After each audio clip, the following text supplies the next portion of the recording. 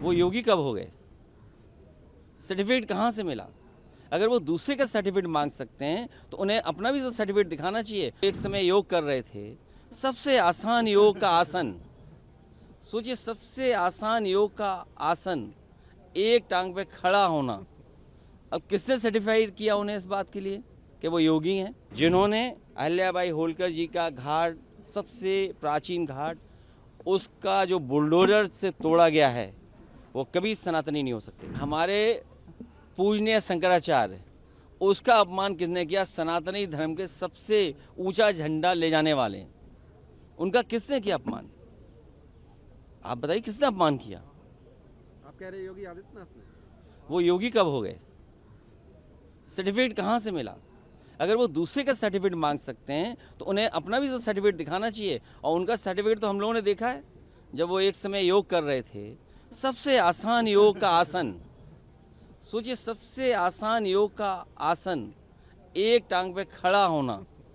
अब किसने सर्टिफाइड किया उन्हें इस बात के लिए कि वो योगी हैं?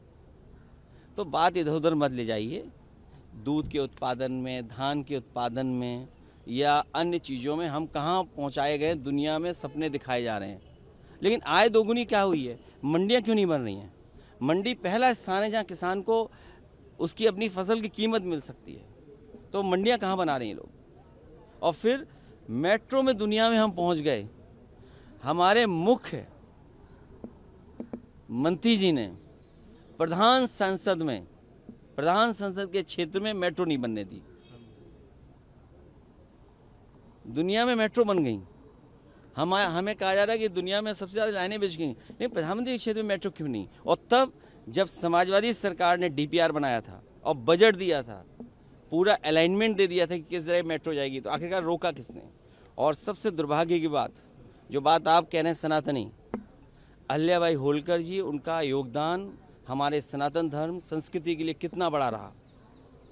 उनकी बनाई हुई चीज़ों को संरक्षण करना था।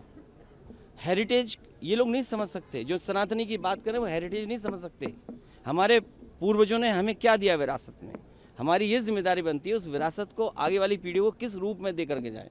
तो संरक्षण करना था, संवारना था, ये नहीं कि बुलडोजर लेकर के चलना था। जिन्होंने